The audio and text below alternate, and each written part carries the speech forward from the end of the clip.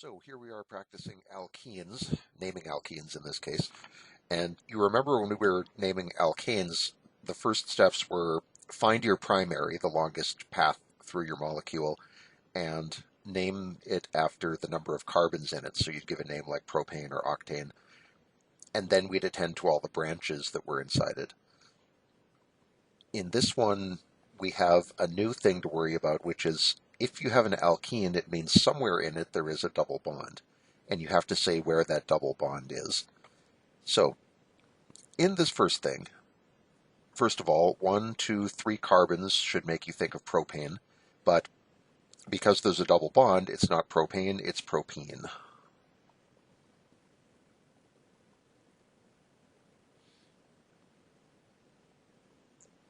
And I left that space in the middle because the way that they name these now, you give the number of the carbon that this double bond is attached to. Now, here's the wrong way to number this. I'll switch to green. We could say this is carbon number 1, this is number 2, this is number 3. And we could say that this bond is between carbons 2 and 3, and we could call this prop2ene. But remember, we're always supposed to number stuff in such a way that we get the lowest possible numbers, and if we number this right to left, now this bond is between carbons 1 and 2, and selecting the lower number we would call a prop1ene. So you could argue that that's the name for this molecule. But there's a way to make the name even simpler. Do you see what I'm talking about? If this double bond were over here, it would still be prop1ene. And so in a case like this where you really don't have a choice about what the number is, it is acceptable to just call this propene and not give a number. So if you see something like this and think, wait, where's the number? If they left it out, that should mean that there really isn't any meaningful choice about it, and so they just exclude it completely. So with small molecules like this, you'll see the number get left out. The really simple example is ethene, where you have a carbon double bonded to another carbon. There's only one place that bond can be, and no one bothers saying F1ene, you just say ethene. And anyone who knows how these molecules work will understand you didn't say the one because it's completely unnecessary. So prop1ene wouldn't be wrong here, but propene is better. Now here's one where we definitely have a choice. We have 1, 2, 3, 4, 5 carbons. So your first thought should be pentane, and because of the double bond, you convert that to pentene. Pent space ene, the number is going to go in there. If this is carbon number 1, 2, 3, choosing the lower of these two numbers, we would call this pent2ene. If we number from the other end, 1, 2, if we go from the other end, it's between carbons 3 and 4, that's worse because we want the lowest possible numbers, so this you should refer to as pent2ene. This thing, 1, 2, 3, 4, 5, 6, and regardless which way we go, we end up with 7 carbons for our primary. Just to be a bit weird, I'm going to take the bent version here, because it won't matter. So, 1, 2, 3, 4, 5, 6, 7 carbons is heptane, or with the double bond, heptene. Where is that double bond? If we go from this end, 1, 2, 3, 4, 5, it's between 5 and 6. If we go from this end, it's between 2 and 3. So, to nobody's surprise, we should number it from the right. And that makes this hept2ene.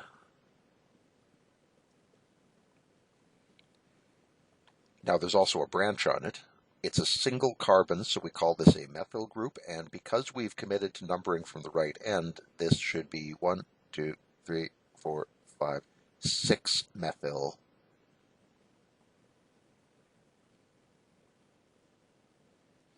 Hept2ene. You might be thinking, well, wait, the 6 is the number we say first, so shouldn't we prioritize keeping this number low? Actually, the primary has highest priority when you're choosing your numbering. So keeping the number in here low is actually more important than keeping the branches low.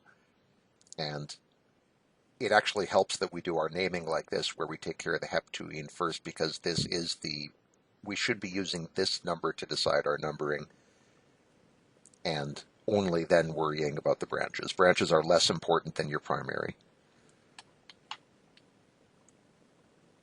Let's keep ramping up the difficulty here. Okay. This one is interesting because we end up breaking a long-standing rule to make it work. The longest path through this molecule is right here. Here's the problem with that. If we do this as our primary, the double bond ends up being on a branch. And to be brutally frank, I don't know how to do the nomenclature when there's a double bonded branch. There must be a way to handle that. But for now, in this course, what we tell you to do is, if there's double or triple bonds in your molecule, you have to make them part of the primary. Otherwise, the naming system we've taught you does not work. So we have to do this. Sorry, you two have to be a branch because it's the only way the name is going to work out. So including this double now, what's the longest primary path we could take? It should be this. How do we name this? 1, 2, 3, 4, 5, 6 carbons would normally be hexane, but with the double bond, it's hexene. Hex leaves some space, ene. Where is the double? It's after the very first carbon atom, so hex-1-ene is our primary. Now we worry about the branches. We have an ethyl group, which starts with E, a methyl group, which starts with M, so the ethyl group should get included in the name first. This is an ethyl group, and it's on carbon number 2. So we have 2-ethyl.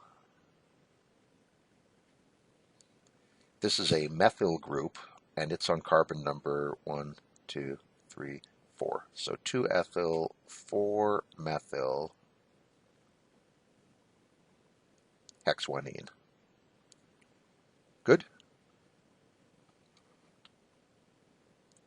They keep getting worse. Let's see what else they have for us.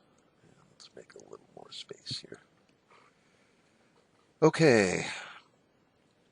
Every one of these ends is a carbon, and this double bond has to be in our primary. So if you were eyeing this for the primary, I thought about that for a moment, but we have to go this way for our primary.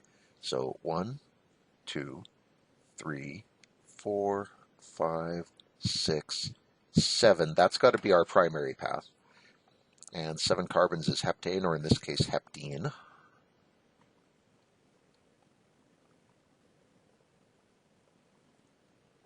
First carbon, the second and third carbons share the double bonds, so we can call this hept2-ene. Take the lowest number you can get.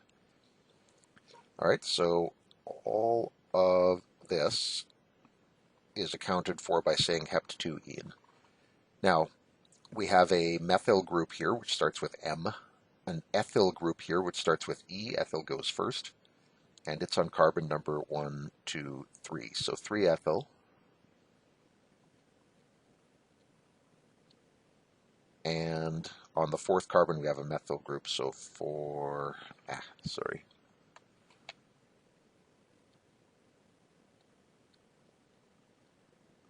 4-methyl, hept2-ene.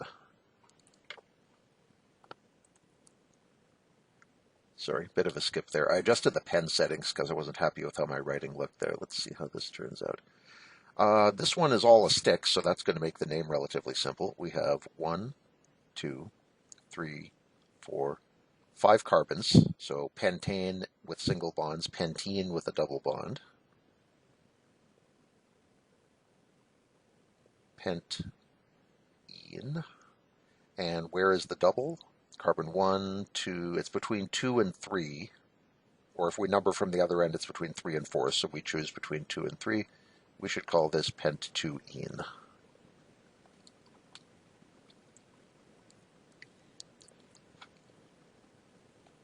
This thing.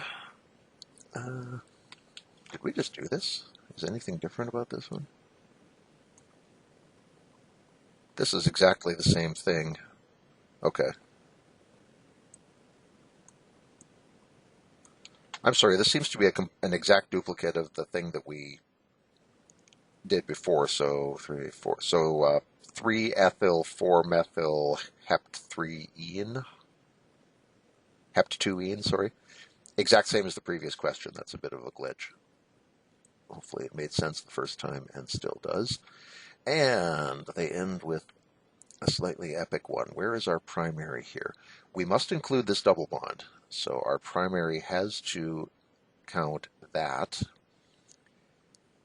When we get to here, from this carbon we can go 1, 2, or we can go 1, 2, 3, or here we can go 1, 2, 3. Now, another issue is if we go this way, this is the wrong choice because I think we've seen this before. If you call this your primary, then here you have a branch which has another branch coming off it, and our naming system can't handle that. I'm sure the pros have a way to deal with that, but we do not. So that path is not going to work. We need one of these to be our primary, so that now this branch is on the primary, this branch is on the primary, this branch comes off the primary. If you ever have branches coming off of branches, you're setting yourself up for a situation that you won't be able to handle probably, and I won't be able to help you with it either. So plan ahead so that all your double and triple bonds are in the primary, and all the branches are attached to it. This is 1, 2, 3, 4, 5, 6 carbons. This is a hexene.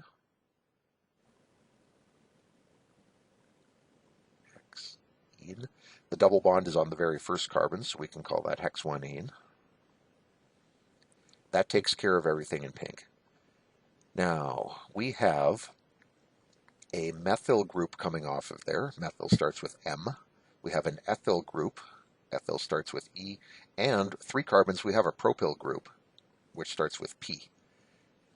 We have to show these in alphabetical order, so the E goes first. We have an ethyl group, and it's on carbon number 3. So this is 3-ethyl.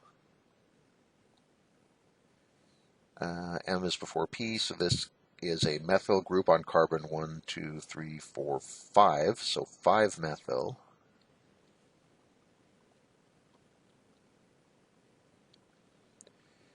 And our propyl group is on carbon number 3, so 3-propyl.